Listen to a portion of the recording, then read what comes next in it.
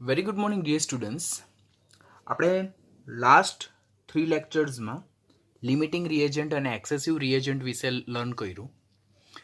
એટલે જે students NEET અને કોમ્પિટિટિવ એટલે કે જેઈ પર ફોકસ કરે છે તેના માટે એ ખૂબ જ ઇમ્પોર્ટન્ટ ટોપિક. તે ટોપિક તમારો ક્લિયર થઈ ગયો હશે. હવે આજે આપણે નવો ટોપિક અને આપણા ચેપ્ટર નંબર 1નો લાસ્ટ ટોપિક તેના વિશે લર્ન કરવા જઈ રહેલા છે. દેટ ઇઝ ટોપિક નંબર 1.10.2 કે દ્રાવણમાં થતી પ્રક્રિયાઓ એટલે કે reaction that is અકર in a solution. તો વિલ સ્ટાર્ટ ટોપિક નંબર 1.10.2 દ્રાવણોમાં થતી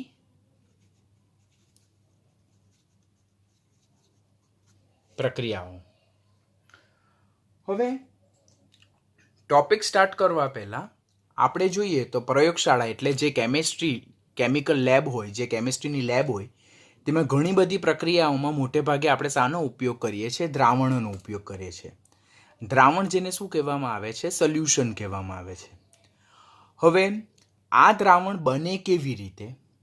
તો જ્યારે કોઈ એક પદાર્થને કોઈ એક પદાર્થમાં દ્રાવ્ય કરવામાં આવે તો ત્યારે જે આપણને મિશ્રણ મળે તેને આપણે દ્રાવણ કહીએ છીએ. તો આખો ટોપિક સ્ટાર્ટ કરવા પહેલાં હું તમને અમુક ફંડામેન્ટલ વિશે ધ્યાન આપવા કહીશ કે પહેલાં આ જે ટોપિક જે છે તો તે 12મા ધોરણમાં પાર્ટ 1માં સોલ્યુશન ચેપ્ટર દ્રાવણ ચેપ્ટર આવે છે. તેના માટેનો પણ ખૂબ ખૂબ ખૂબ અગત્યનો ટોપિક છે. એટલા માટે બોર્ડનું સ્ટુડન્ટ્સ હોય કે કોમ્પિટિટિવનું સ્ટુડન્ટ્સ હોય, 11th સ્ટાન્ડર્ડ હોય, 12થનું સ્ટાન્ડર્ડ હોય, જેઈ નીટની એક્ઝામ હોય, ગુજસેટની એક્ઝામ હોય કે બોર્ડની એક્ઝામ હોય, કોઈ પણ એક્ઝામમાં આ ટોપિક તમારા માટે ખૂબ જ અગત્યનો ટોપિક છે. કારણ કે 11th અને 12th બંનેમાં આ સેમ ટોપિક જે છે તો કોમન છે. એટલે 11thમાં તમારી જેટલી સારી ગ્રીપ આ ટોપિકમાં હશે તેટલું જ તમને 12thમાં આ ટોપિક પર મહેનત ઓછી કરવી પડશે. એટલે આ ટોપિકને you have to learn by your heart. This is very important topic which is going to connect you with 11 and 12 અને કોમ્પિટિટિવ અને બોર્ડ બંને માટેનો ખૂબ જ ઇમ્પોર્ટન્ટ ટોપિક. તો દ્રાવણ વિશે લર્ન કરીએ તે પહેલાં આપણે 3 વસ્તુ જોવીની જરૂરી બને કે દ્રાવણ બને કેવી રીતે? કે જ્યારે કોઈ દ્રાવ્ય પદાર્થ જેને આપણે શું કહીએ છીએ? સોલ્યુટ ને આપણે દ્રાવક એટલે કે સોલ્વન્ટ કહેવામાં આવે, તેમાં જો આપણે દ્રાવ્ય કરીએ તો ત્યારે શું બને છે? દ્રાવણ, જેને કહેવામાં આવે છે સોલ્યુશન. એટલે કોઈ આપણને ક્વેશ્ચન પૂછે કે દ્રાવણ બને કેવી રીતે, તો પહેલાં તો દ્રાવણની ઇંગ્લિશ ટર્મિનોલોજી શું છે? સોલ્યુશન. તો એ બને કેવી રીતે? જ્યારે કોઈ યોગ્ય દ્રાવ્ય પદાર્થને આપણે કોઈ યોગ્ય દ્રાવકમાં ડિઝોલ્વ કરીએ ત્યારે બનતા જે મિશ્રણ છે, સમાંગ મિશ્રણ છે, તેને શું કહેવામાં આવે છે? દ્રાવણ એટલે કે સોલ્યુશન કહેવામાં આવે છે. આપણે જો જોઈએ તો મારી પાસે એક પાત્ર છે અને એ પાત્રમાં મેં પાણી લીધું છે. એ પાત્રમાં મેં શું લીધું છે? પાણી લીધું છે. હવે આ જે પાણી છે તેમાં હું બહારથી શું એડ કરું છું?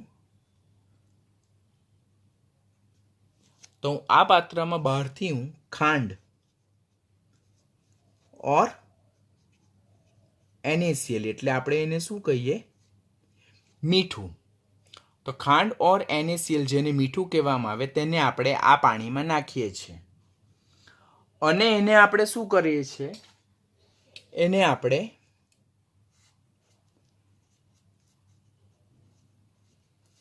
હલાવીએ છીએ. હલાવવું એટલે સ્ટર કરવું છે. એનાથી આપણે જે આપણને મિશ્રણ મળવાનું છે, આ આપણને જે મિશ્રણ મળવાનું છે તો તે મિશ્રણ કેવું છે? સમાંગ મિશ્રણ મળવાનું છે. કેવું મિશ્રણ મળવાનું છે? સમાંગ મિશ્રણ. શા માટે સમાંગ મિશ્રણ? કારણ કે ખાંડ ઓર NaCl ને જ્યારે પાણીમાં આપણે દ્રાવ્ય કરીએ છીએ ત્યારે ખાંડ અને NaCl એ બંને પાણીમાં સંપૂર્ણપણે ડિઝોલ્વ થઈ જાય છે અને જેને કારણે આપણને સમાંગ મિશ્રણ મળે, જેમાં ખાંડ અને મીઠાની સાંદ્રતા બધી જ જગ્યાએ એક સરખી જોવા મળે અને તેમાં ઘટક કણોને નરી આંખે ન જોઈ શકાય અને તેમાં બે જુદી જુદી કલાઓને નિશ્ચિત ભેદ રેખાથી અલગ ન કરી શકાય. તો એ પ્રકારનું મિશ્રણ જે છે તેને શું કહેવાય? સમાંગ મિશ્રણ. અને આ જે સમાંગ મિશ્રણ જે ઉદ્ભવે છે તેને જ આપણે અહીંયા શું કહીએ છીએ? દ્રાવણ. તો દ્રાવણ મીન્સ વોટ? કે જ્યારે કોઈ યોગ્ય પદાર્થ, હવે અહીંયા યોગ્ય પદાર્થ તરીકે ખાંડ ઓર NaCl ઉમેરીએ છીએ તો તે આપણું શું છે? દ્રાવ્ય છે. જ્યારે આપણે એને શેમાં ઉમેરીએ છીએ? પાણીમાં ઉમેરીએ છીએ તો પાણી આપણું શું છે? દ્રાવક. અને એને હલાવવાથી જે સમાંગ મિશ્રણ ઉદ્ભવે છે તેને શું કહેવામાં આવે છે? દ્રાવણ. આમ કોઈ યોગ્ય દ્રાવ્ય પદાર્થને જ્યારે યોગ્ય દ્રાવકમાં નાખીને હલાવવામાં આવે તો એ યોગ્ય પદાર્થ અંદર ડિઝોલ્વ થાય, સંપૂર્ણપણે દ્રાવ્ય થઈને જે સમાંગ મિશ્રણ બનાવે તેને શું કહેવામાં આવે છે? દ્રાવણ. એટલે દ્રાવ્ય જેનું ટર્મ છે સોલ્યુટ, એને ઇંગ્લિશ લેંગ્વેજમાં આપણે સોલ્યુટ કહીએ. દ્રાવક જેને સોલ્વન્ટ કહેવામાં આવે ને દ્રાવણ જેને સોલ્યુશન કહેવામાં આવે. આમ જે સોલ્યુશન જે છે તો કેવું છે? સમાંગ મિશ્રણ છે, હોમોજીનિયસ મિક્સચર છે. યાદ રાખવાનું, સમાંગ મિશ્રણ એટલે હોમોજીનિયસ મિક્સચર છે. તે ઉદ્ભવે કેવી રીતે? તો દ્રાવ્ય અને દ્રાવક એકબીજા સાથે સંપૂર્ણપણે મિશ્ર થઈને સમાંગ મિશ્રણ બનાવે તેને દ્રાવણ કહેવામાં આવે. અહીં જે દ્રાવ્ય છે, દ્રાવ્ય, તો તેની માત્રા કેવી હોય? ઓછી હોય. દ્રાવક જે છે તેની માત્રા કેવી હોય? વધારે હોય. દ્રાવ્ય પદાર્થ અહીંયા જે ઉમેરીએ છીએ આપણે તો તેની માત્રા કેવી હોય? ઓછી હોય. દ્રાવક જે હોય તેની માત્રા કેવી હોય? વધારે હોય. ઓર વધુમાં જો દ્રાવ્યની આપણે વાત કરીએ તો જે ઓગળે છે એટલે ડિઝોલ્વ થાય છે તેને આપણે શું કહીએ છીએ? દ્રાવ્ય કહીએ છીએ. અને જેમાં ઓગળે છે, ઓગળે ઓર દ્રાવ્ય થાય ઓર ડિઝોલ્વ થાય તેને શું કહેવામાં આવે છે? દ્રાવક. તો દ્રાવ્ય એટલે શું? તો જો ક્વોન્ટિટીના સંદર્ભમાં વાત કરીએ તો દ્રાવ્ય એટલે જેની માત્રા ઓછી છે, જે ડિઝોલ્યુશન પ્રક્રિયા દરમિયાન ઓગળે છે. આપણે ખાંડને પાણીમાં નાખીએ તો પાણી ઓગળે કે ખાંડ ઓગળે છે અંદર? તો ખાંડ ઓર મીઠું અંદર ઓગળે છે. એટલે જે ઓગળે છે ડિઝોલ્વ થાય છે, વિલયન. ડિઝોલ્વ થાય એટલે વિલયન પામે. વિલયન, ડિઝોલ્વ થવું એટલે વિલયન. તો વિલયન પામે તો તેને શું કહેવામાં આવે? દ્રાવ્ય. દ્રાવક એટલે શું? જનરલી જેની માત્રા કેવી હોય? વધારે હોય અને જેમાં ડિઝોલ્યુશન પ્રોસેસ ટેક પ્લેસ થાય. એટલે જેમાં આ જે દ્રાવ્ય ઉમેરવામાં આવે તે દ્રાવ્ય ઓગળે, જેમાં ઓગળે, જે ઓગળે અને જેમાં ઓગળે તે શબ્દ જોઉં. જે ઓગળે તે દ્રાવ્ય અને જેમાં ઓગળે તે દ્રાવક. એટલે જે માધ્યમમાં ડિઝોલ્યુશન પ્રોસેસ ટેક પ્લેસ થાય તો તે મીડિયમને શું કહેવાય? દ્રાવક. અને જે ઓગળે છે, જે ડિઝોલ્વ થાય છે તેને શું કહેવામાં આવે છે? દ્રાવ્ય. દ્રાવ્યને સોલ્યુટ અને દ્રાવકને સોલ્વન્ટ કહેવામાં આવે છે.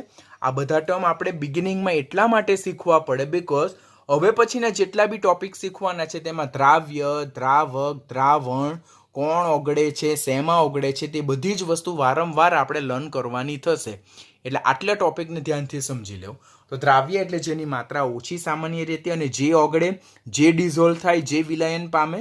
અને દ્રાવક એટલે જેની માત્રા સામાન્ય રીતે વધારે હોય અને જેમાં ઓગળે અને જેમાં દ્રાવ્ય થાય, પદાર્થ ઉમેરવામાં આવતો પદાર્થ જેમાં દ્રાવ્ય થાય ઓર જેમાં ડિઝોલ્વ થાય, બરાબર, જેમાં ઓગળે, જેમાં દ્રાવ્ય થાય ઓર જેમાં ડિઝોલ્વ થાય, તો તેને શું કહેવામાં આવે?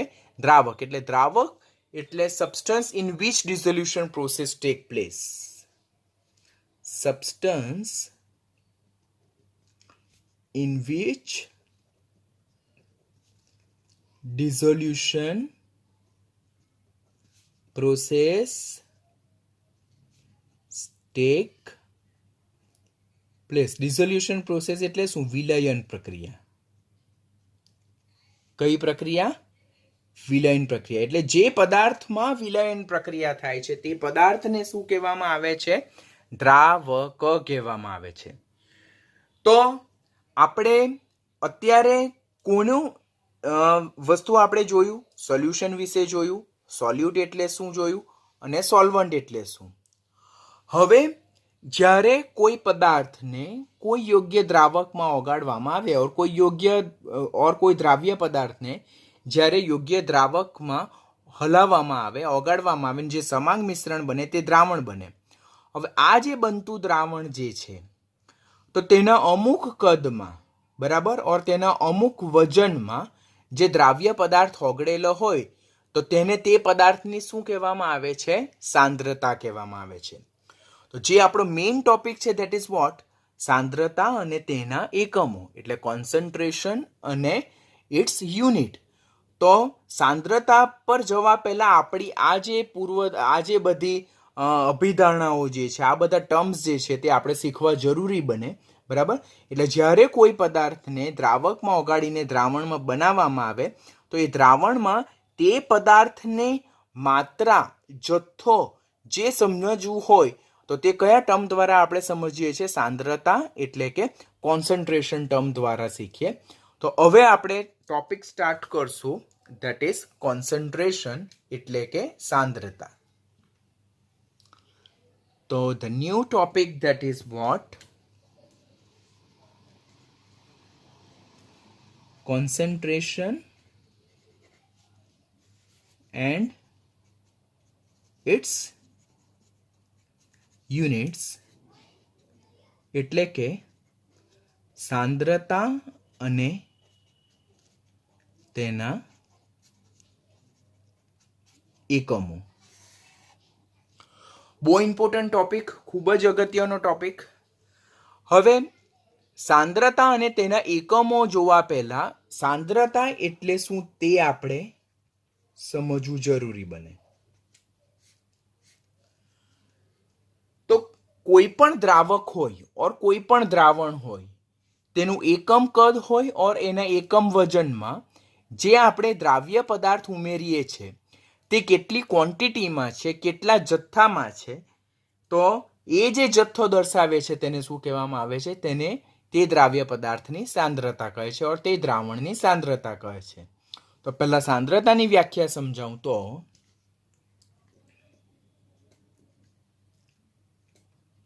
એકમ કદના દ્રાવણમાં, એક્ઝામ્પલ તરીકે 1 લિટર દ્રાવણ છે ઓર એકમ વજનના દ્રાવકમાં, ઉદાહરણ તરીકે 1 કિલોગ્રામ દ્રાવક આપેલો હોય. શા માટે આપણે અહીંયા 1 લિટર અને 1 કિલોગ્રામ લઈએ છીએ? જેથી આપણું કેલ્ક્યુલેશન કેવું થાય? ઇઝી થાય. તો એકમ કદના દ્રાવણમાં ઓર એકમ વજનના દ્રાવકમાં ઓગળેલા દ્રાવ્ય પદાર્થના જથ્થાને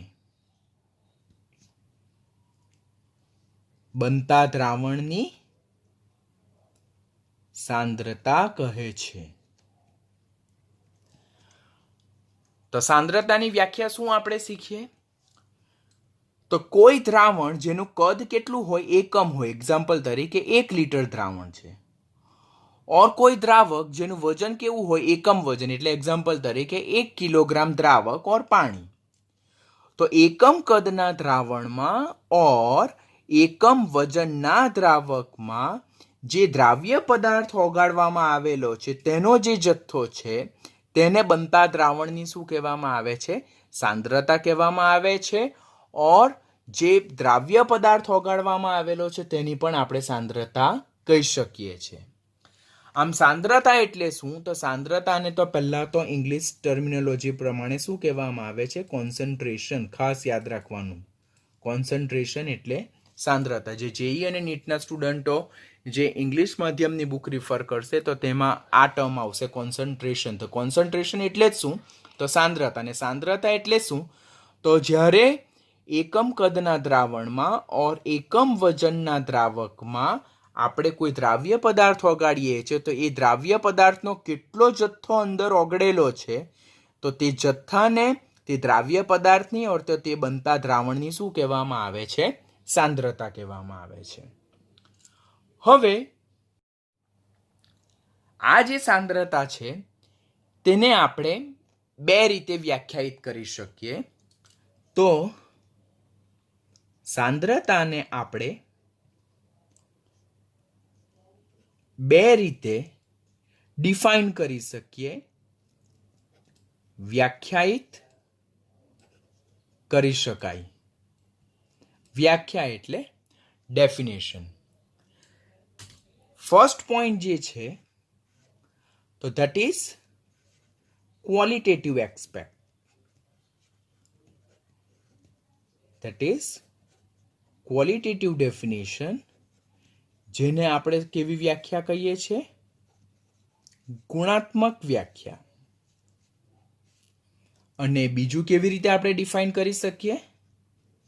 તો ધેટ ઇઝ ક્વોન્ટિટેટિવ ડેફિનેશન. અને ક્વોન્ટિટેટિવ ડેફિનેશનને આપણે શું કહીએ? જથ્થાત્મક વ્યાખ્યા.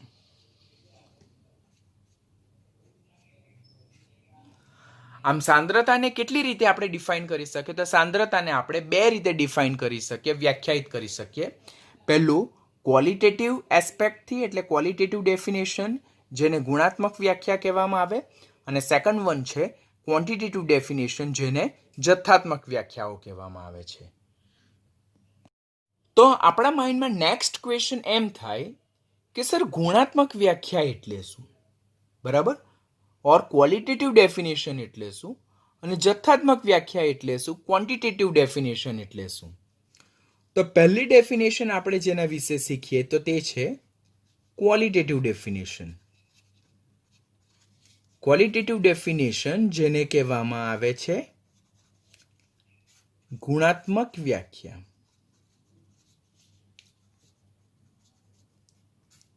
ગુણાત્મક વ્યાખ્યા એટલે જે દ્રાવણ બને છે તો તેમાં જે દ્રાવ્ય પદાર્થ છે તેની સાંદ્રતાના સંદર્ભમાં ગુણાત્મક વ્યાખ્યાને આપણે ડિફાઇન કરીએ. કે આપણે એક્ઝામ્પલ તરીકે જો વાત કરીએ તો મારી પાસે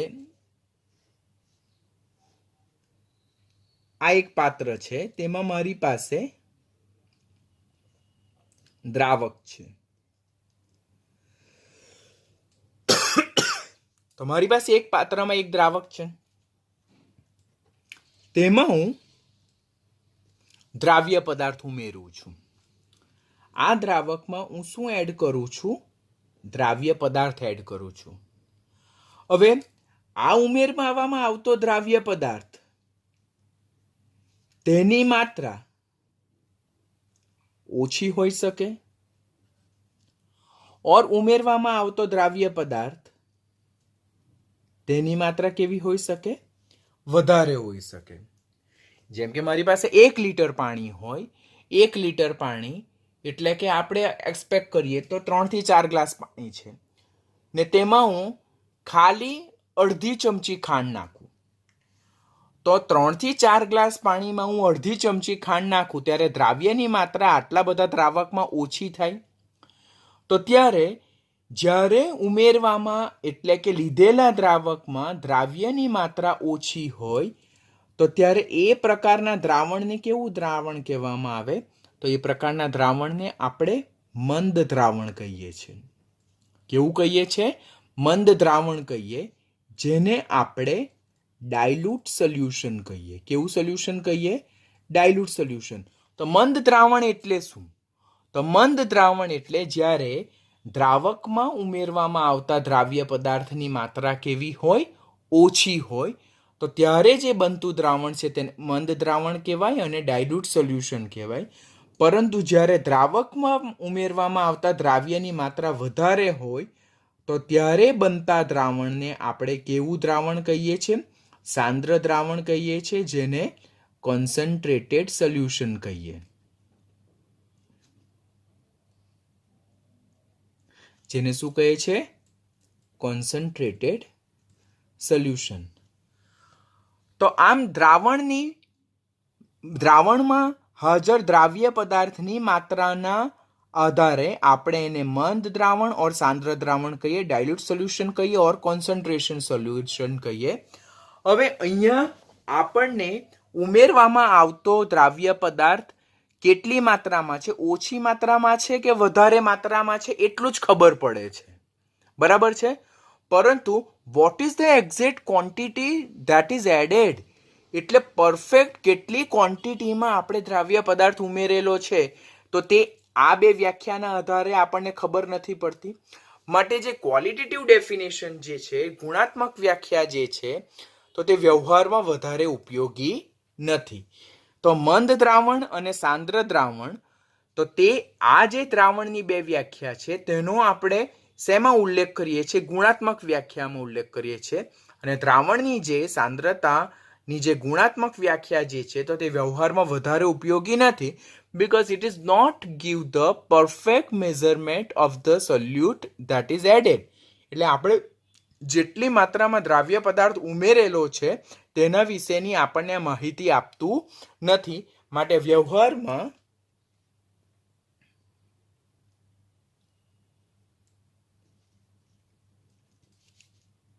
આ વ્યાખ્યા કેવી છે? ઓછી ઉપયોગી છે.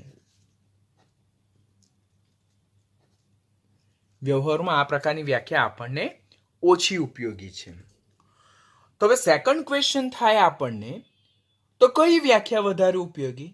તો ડેફિનેટલી આન્સર આપણને મળી ગયો, ધેટ ઇઝ ક્વોન્ટિટેટિવ ડેફિનેશન.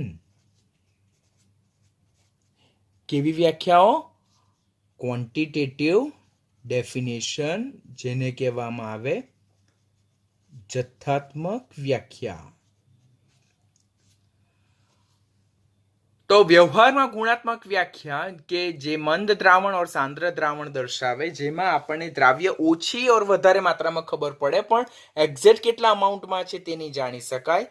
તો એનો જે આપણને વધારે સાચી રીતે સચોટ આન્સર આપે તે કઈ ડેફિનેશન છે? ક્વોન્ટિટેટિવ ડેફિનેશન, કે જે વ્યવહારમાં ખૂબ ઉપયોગી છે. તો ક્વોન્ટિટેટિવ ડેફિનેશન એટલે શું? તો સાંદ્રતાની જે વ્યાખ્યા જે ઉમેરવામાં આવતા દ્રાવ્ય પદાર્થનું આપણને પરફેક્ટ ક્વોન્ટિટી, એક્ઝેક્ટ માત્રા જણાવે, તો એ પ્રકારની વ્યાખ્યાને શું કહેવામાં આવે છે? જથ્થાત્મક વ્યાખ્યાઓ કહેવામાં આવે છે. આ જથ્થાત્મક વ્યાખ્યાઓ ખૂબ જ ઉપયોગી. આપણે સાંદ્રતાની જ્યારે દર્શાવીએ તો સાંદ્રતાના જુદા જુદા એકમોમાં જથ્થાત્મક વ્યાખ્યા આપણા માટે ખૂબ ઇમ્પોર્ટન્ટ. તો એ કઈ કઈ હોઈ શકે? તો પહેલું છે ટકાવાર પ્રમાણ. ટકાવાર પ્રમાણમાં 3 પ્રકારના ટકાવાર પ્રમાણ હોય. પહેલું પર્સન્ટેજ W/V, જેને વજન કદથી ટકાવારી કહેવામાં આવે. સેકન્ડ વન છે પર્સન્ટેજ W/W, જેને વજનથી ટકાવારી કહેવામાં આવે. અને થર્ડ વન છે પર્સન્ટેજ V/V, જેને કદથી ટકાવારી પ્રમાણ કહેવામાં આવે. પહેલું વજન કદથી ટકાવાર પ્રમાણ, સેકન્ડ વજનથી ટકાવાર પ્રમાણ, અને થર્ડ કદથી ટકાવાર પ્રમાણ. હું અહીંયા બધા ટર્મ્સ નથી લખતો, બીકોઝ નેક્સ્ટ લેક્ચરમાં આપણે પહેલું ટકાવાર પ્રમાણ શું છે તેના વિશે જ લર્ન કરવાના છે. તો આમાં આપણને એક્ઝેક્ટ ઉમેરવામાં આવતા દ્રાવ્ય પદાર્થની માત્રા ખબર પડશે હું અહીંયા કોઈ પણ તમને ડેફિનેશન એક્સપ્લેન નથી કરતો, બીકોઝ ઇન્ડિવિજ્યુઅલ ડેફિનેશન આપણે જ્યારે એના ઇન્ડિવિજ્યુઅલ લેક્ચર જોવાના છે ત્યારે આપણે યુઝ કરવાના જ છે. તો I am not going to explain each and every term here. જ્યારે એ ટોપિકને સ્પેશિયલ આપણે લર્ન કરશું ત્યારે હું તમને સમજાવીશ. સેકન્ડ વન છે મોલારિટી, જેને કેપિટલ એમ સંજ્ઞા વડે દર્શાવવામાં આવે. થર્ડ વન જે છે ધેટ ઇઝ મોલાલિટી, જેને સ્મોલ એમ સંજ્ઞા વડે દર્શાવવામાં આવે છે. સંજ્ઞા ખાસ યાદ રાખવાની, ધેટ્સ અ વેરી ઇમ્પોર્ટન્ટ. સંજ્ઞા જો તમે ખોટી કન્સિડર કરી તો તમારો આખો ન્યુમેરિકલ રોંગ થશે. ફોર્થ વન જે છે નોર્માલિટી, પછી ફિફ્થ વન છે ધેટ ઇઝ મૂલ અંશ. મૂલ અંશને કેપિટલ એક્સ વડે પણ દર્શાવાય અને સમ બુક એને સ્મોલ એક્સ વડે પણ દર્શાવે છે. છઠ્ઠું છે પીપીએમ, જેને પાર્ટ્સ પર મિલિયન કહેવામાં આવે. એવું જ બીજું આવે પીપીબી, ધેટ ઇઝ પાર્ટ્સ પર billion. It's a parts per million and it's a parts per billion. It's a ppm and it's a ppb. તો કાળજી રાખવાની. m હોય તો that's for million and b હોય તો that is for billion. અને last one જે છે that is formality, જેને આપણે કેપિટલ એફ સંજ્ઞા વડે દર્શાવીએ છીએ. તો સાંદ્રતાની જે જથ્થાત્મક વ્યાખ્યા જે વ્યવહારમાં આપણને ખૂબ ઉપયોગી છે. શા માટે વ્યવહારમાં એનો ખૂબ જ બહોળો ઉપયોગ થાય? કારણ કે આ જે વ્યાખ્યા છે તો આપણને એક્ઝેક્ટ સોલ્યુટ જે છે તેનું આપણને ક્વોન્ટિટી દર્શાવે છે. પરફેક્ટ આપણને એનો ક્વોન્ટિટી દર્શાવે છે. ઉમેરવામાં આવતો જથ્થાનું એકદમ એક્ઝેક્ટ આપણને માત્રા દર્શાવે છે. માટે આ પ્રકારની વ્યાખ્યા વ્યવહારમાં ખૂબ ઉપયોગી. કેટલા સાંદ્રતાના એકમો છે જે જથ્થાત્મક વ્યાખ્યાના આધારે સમજાવી શકાય? તો ટકાવાર પ્રમાણ, તે પણ 3 પ્રકારના. પર્સન્ટેજ W/V, જેને વજન કદથી ટકાવાર પ્રમાણ કહેવાય. બીજું પર્સન્ટેજ W/W, જેને વજનથી ટકાવાર પ્રમાણ કહેવાય. ત્રીજું પર્સન્ટેજ V/V, જેને કદથી ટકાવાર પ્રમાણ કહેવાય. પછી મોલારિટી, જેની સંજ્ઞા કેપિટલ એમ છે. મોલાલિટી, જેની સંજ્ઞા સ્મોલ એમ છે. નોર્માલિટી, જેની સંજ્ઞા કેપિટલ એન છે. મૂલ અંશ, જેની સંજ્ઞા કેપિટલ એક્સ ઓર સ્મોલ એક્સ. ડિફરન્ટ ઓથર બેમાંથી કોઈ પણ ટર્મનો ઉપયોગ કરે. પછી પીપીએમ, જેને પાર્ટ્સ પર મિલિયન કહેવામાં આવે. પીપીબી, જેને પાર્ટ્સ પર બિલિયન કહેવામાં આવે. અને 7 ઇઝ અ ફોર્માલિટી. તો આ જે 7 વ્યાખ્યા જે છે તો તે સાંદ્રતાની કઈ વ્યાખ્યા છે? જથ્થાત્મક વ્યાખ્યા છે કે જે આપણને સોલ્યુટ પાર્ટિકલ એટલે દ્રાવ્ય પદાર્થની એક્ઝેક્ટ ક્વોન્ટિટી દર્શાવે છે. હવે અહીંયા જે સાંદ્રતાના એકમો જે છે તો તેમાં અમુક વ્યાખ્યા જે છે તો તે તાપમાન પર આધારિત છે અને અમુક વ્યાખ્યા જે છે તો તે તાપમાન પર આધારિત નથી. NEET, JE, competitive, board, GUJCET નો ખૂબ ઇમ્પોર્ટન્ટ એકમ ક્વેશ્ચન કે નીચેનામાંથી સાંદ્રતાના કયા એકમ જે છે તો તે તાપમાન પર આધારિત છે અને કયા એકમ કે જે તાપમાન પર આધારિત નથી. ઓર સાંદ્રતાના કયા એકમમાં તાપમાનમાં ફેરફાર કરવામાં આવે તો કોઈ ફેરફાર ન થાય ઓર સાંદ્રતાના કયા એકમમાં તાપમાનમાં ફેરફાર કરવામાં આવે તો ફેરફાર થાય. તો ધેટ્સ અ ઇમ્પોર્ટન્ટ ક્વેશ્ચન. તો હવે આપણે એના બેઝ પરથી આપણે ડિવિઝન કરીએ. 2 ટાઈપ્સ ઓફ ડિવિઝન.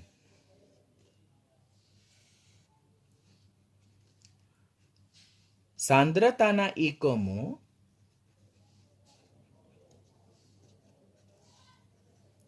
જે શેના પર ડિપેન્ડન્ટ છે? તાપમાન પર આધારિત છે.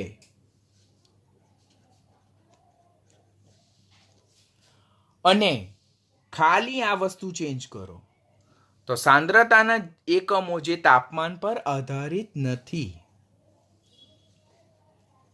સાંદ્રતાના એકમો જે તાપમાન પર આધારિત નથી. તો આ બંને ક્વેશ્ચન કોમ્પિટિટિવમાં ખાસ પૂછાય. સાંદ્રતાના અમુક એકમો જે છે તો તે તાપમાન પર આધારિત છે, જ્યારે અમુક એકમો એ તાપમાન પર આધારિત નથી. તો આપણને એમ થાય કે સર સાંદ્રતાના કયા એકમો એ તાપમાન પર આધારિત છે? તો જે સાંદ્રતાના એકમોની વ્યાખ્યામાં કદનો ઉલ્લેખ થતો હોય તો તે સાંદ્રતાના એકમો તાપમાન પર આધારિત છે. કે સે ફોર એક્ઝામ્પલ આપણે વાત કરીએ તો આપણી પાસે 1 લીટર પાણી છે ને તેમાં આપણે 2 કે 3 ચમચી ખાંડ નાખી છે. હવે એ જ પાણીને આપણે બર્નર પર મૂકીએ ને બર્નરની ફ્લેમ આપણે હાઈ કરીએ, ફૂલ ફ્લેમ પર બર્નર પર મૂકીએ તો અંદરથી પાણી ઉડી જાય. તાપમાન વધાર્યું, પાણી ઉડી ગયું. હવે એમાં જે ખાંડ જે છે તો તે ખાંડની ચાસણી બની ગઈ. તો હવે ખાંડની ચાસણી વધારે ગળી કે ખાંડનું દ્રાવણ, પાણીમાં બનાવેલું દ્રાવણ? ડેફિનેટલી ખાંડની ચાસણી, કારણ કે અંદર દ્રાવકની માત્રા ઓછી થઈ ગઈ. તો અહીંયા કદનો ઉલ્લેખ થયો કે આપણી પાસે 1 લીટર પાણી હતું, તેમાં આપણે ખાંડ નાખી, તેને બર્નર પર મૂકી, બર્નરની ફ્લેમ ઓન કરી, બર્નરની ફ્લેમ હાઈ કરી, પાણી અંદર ઉડ્યું એટલે અંદરથી ચાસણી બની. તો અહીંયા તાપમાન પર કદ, તાપમાન અને કદ બંને આવ્યા ટર્મ. તો સાંદ્રતાના જે એકમોની વ્યાખ્યામાં કદનો ઉલ્લેખ થતો હોય તો તે તાપમાન પર આધારિત છે. અને સાંદ્રતાની જે વ્યાખ્યા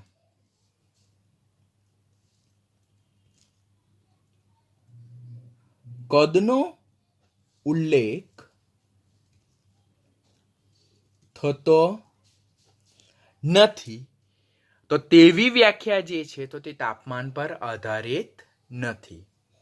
હવે કઈ કઈ વ્યાખ્યા એ તાપમાન પર આધારિત છે અને કઈ કઈ વ્યાખ્યા એ તાપમાન પર આધારિત નથી, એ જો આપણે જાણવું હોય તો હું અહીંયા તમને શોર્ટમાં લખી દઉં કે મોલારિટી, કેપિટલ M એટલે મોલારિટી, પછી capital N normality, capital F formality, ત્યાર પછી પરસેન્ટેજ W/V, પરસેન્ટેજ V/V, ત્યાર પછી વજન કદથી ppm,